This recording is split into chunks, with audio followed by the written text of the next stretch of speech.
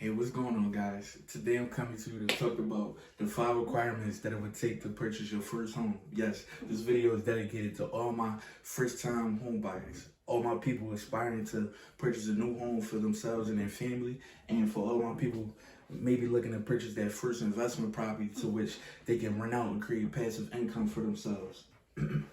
So we say the first requirement is a 580 FICO score. Yes, before you can even think about going to apply for a mortgage, I advise you to at least have a 580 FICO score. And when I say FICO, I'm talking about your actual credit score, not your credit score you would see on apps such as Credit Karma or apps you would get from the individual bureaus that you can download, such as TransUnion, Equifax, or anything like that. Experian actually gives you your actual FICO score, and it can give you the scores from the rest of the two bureaus. So I recommend if you do download one of those apps, download Experian, because they will give you your actual FICO score. But the apps such as TransUnion, and when you go check your Equifax, they're only going to show you your Vantage score.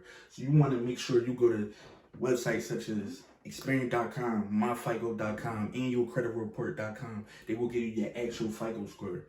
A lot of times what people do is, yes, they have Credit Karma. I feel like we all have Credit Karma. And so we go to check it. And when our credit score gets updated, we may see scores such as 600, 620, 680. You think you good, you think you in the clear. But when you go apply for these different loans, such as auto loans, mortgage loans, or going to apply for a new credit card, and you get denied, you're sitting there looking confused.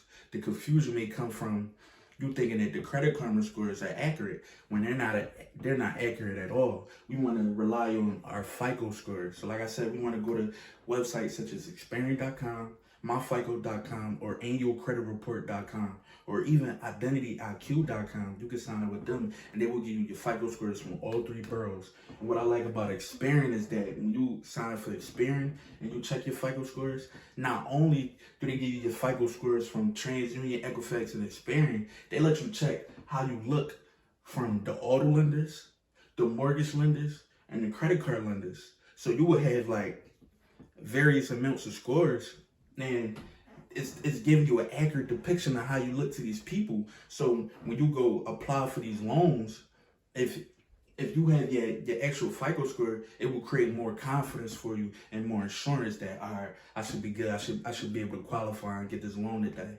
You feel me? So we want to make sure we get our actual FICO scores, not the scores you see on Credit Karma, because what Credit Karma uses is the Vantage score 3.0, and you may have other apps still using the Vantage score 1.0, or just giving you regular consumer credit scores. We want to get our actual FICO scores. And in parentheses, I have 620 preferred. Why I say that is because sometimes if you come in with a 580 trying to apply for a mortgage, they may ask for a cosigner because they still really don't trust you. They still may feel like you're not that reliable on keeping up with the mortgage payments, or they feel like you're not that responsible with your personal credit. So they might ask for a cosigner.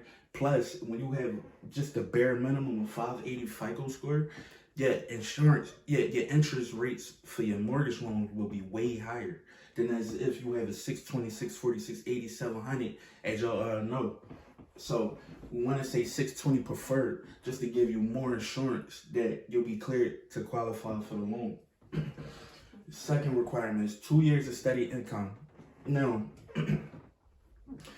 if you're self-employed, I would recommend, first of all, if you're self-employed and you're running a business, or you have like a side hustle that's generating income for you, I would recommend opening an LLC or a corporation, or turning it into a sole proprietorship and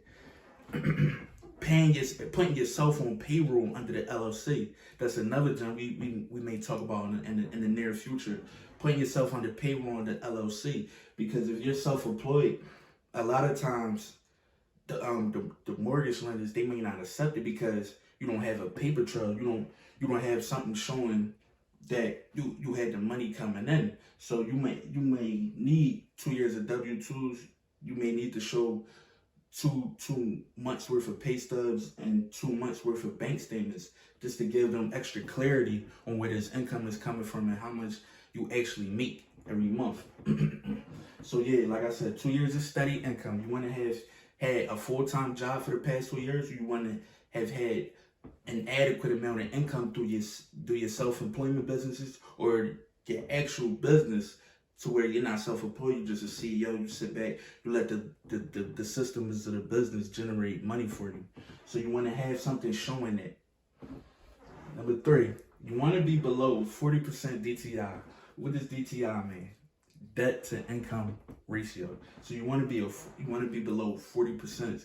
This looks very attractive to many lenders because it shows that you're not in over your head and you're not underwater on everything. You feel me? So you want to be below a 40% DTI.